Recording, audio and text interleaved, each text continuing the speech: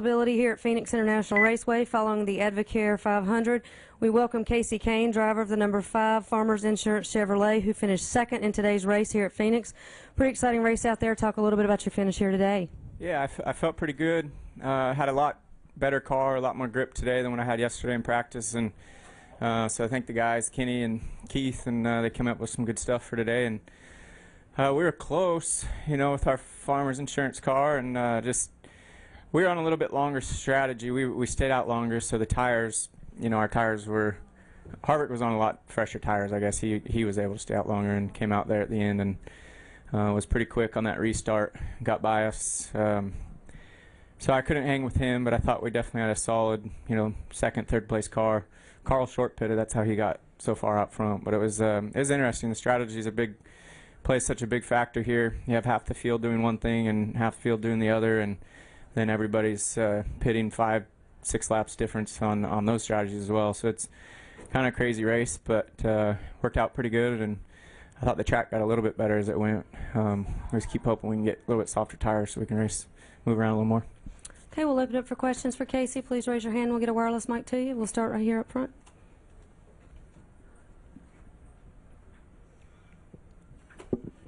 Thank you.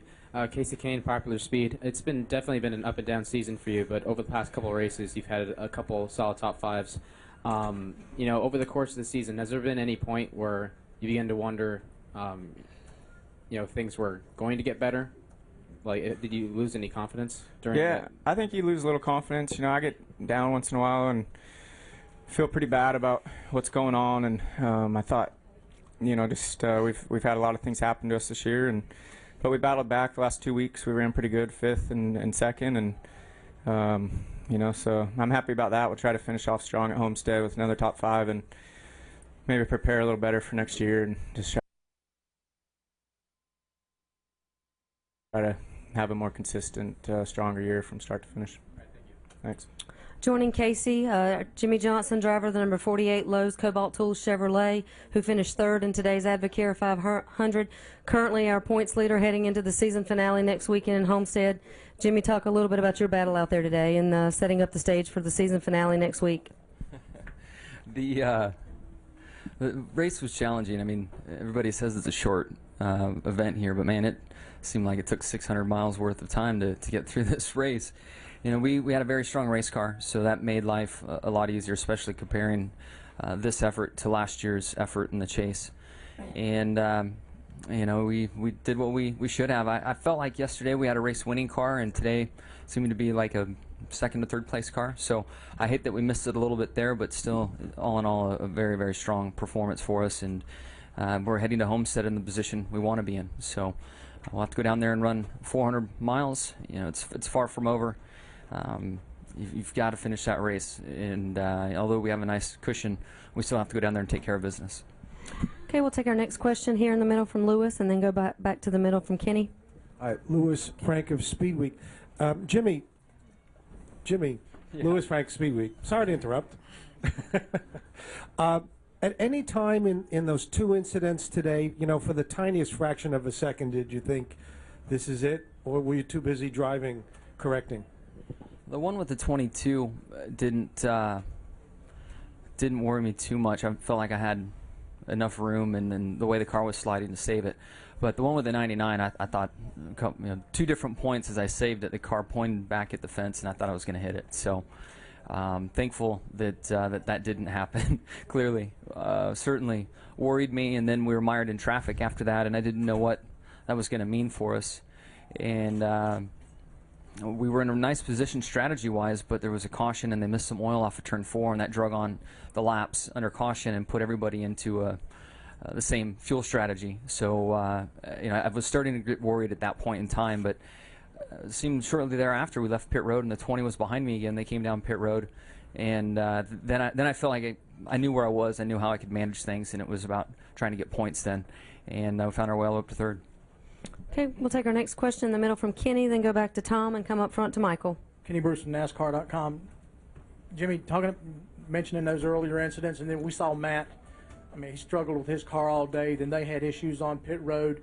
Does a race like today just stress how on your game you have to be in these races that, everybody talked about, you had such a dominating run last week and, it's not going to be much of a chase. Does it just kind of say, look, these things aren't over, that anything can happen? Yeah, I mean, everybody is so eager to predict the champion, but you've got to play the game, you've got to run the race, and stuff happens. There's so many variables in one of our races. I think more variables than any pro sport out there. We have all 43 teams playing, driving, racing, all the mechanical components on the race car, pit stops, other issues on other cars that could take you out, tires. There's a lot of variables, so we don't take any of these weekends lightly. Even with a nice points lead, I'm not going to take next weekend any differently. There's still a lot of pressure to get the job done, and it's no layup at all. So, but I sympathize with Matt. We were in that position last year, and we went to Homestead and still had a shot, and put a lot of pressure on the two, and then we made mistakes again that took us out of it last year. Okay, we'll take our next question from Tom in the back. Hi, Tom Jensen, FoxSports.com. Jimmie, you've been through these wars. Anybody have anything else for Kasey? Thanks, Jimmie. Appreciate it. See you, buddy. You've been through these wars, 7, 8, 10 times now in these chases. Were you surprised at how poorly the 20 ran all day? Because they just weren't there all day. Were you surprised by that?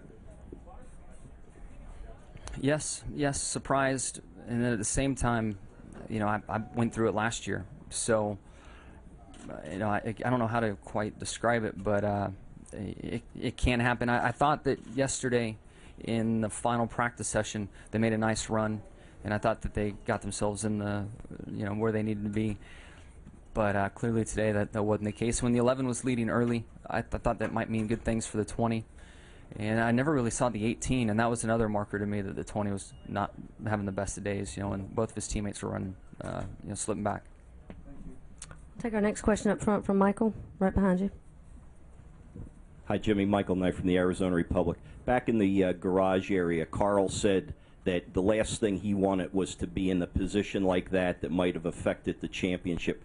Do you accept that, just in the context of the overall racing environment, or just at that moment, what were your thoughts on that?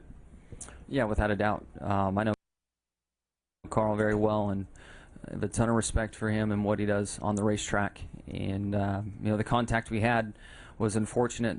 It was really not 3 lanes down there, and I was coming around the outside of him, and I guess 29 had a run on the inside. And once we all went to the brakes, we were all committed to 3 wide in there, and little contact and all that stuff. So at the time I was frustrated, happy I didn't crash, and was hopeful that didn't lose all that track position and really affect our performance. So there was some frustration initially, but deep down inside I knew it wasn't an intentional situation. It was just a racing deal that didn't go our way. Do we have any questions from the press box?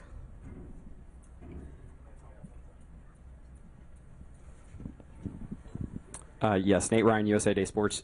Jimmie, not to bring up bad memories, but your last 2 finishes at Homestead were 32nd and 36th. I know that was somewhat circumstantial, but how do you, given that and knowing you only need a 23rd or better, how do you approach next week at Homestead? Are you going there to win, or is it just more top 15, or what are you looking at?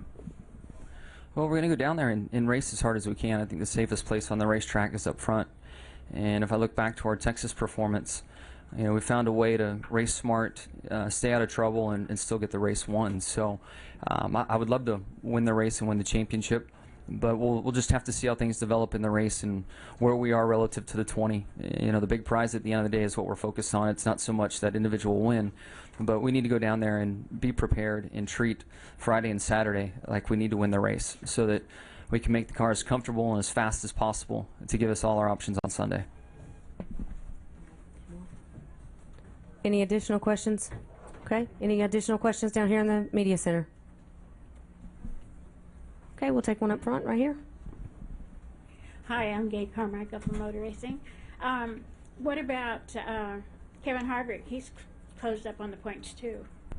Yeah, he's done a good job winning some races. I guess he's in 3rd right now. If we have a hiccup, or some type of mistake in Homestead, it'll be a race between the 20 and the 29. But I feel like if we go down there and run as we should be able to take care of business. Jimmie, thank you very much for your time this afternoon. We look forward to seeing you next week in Homestead.